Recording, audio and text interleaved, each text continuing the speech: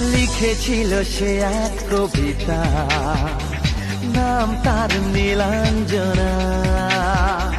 তার সেই প্রেমের ভাষা চিরদিন ছিল অচেনা। লিখেছিল সে এক কবিতা, নাম তার নীলাঞ্জনা।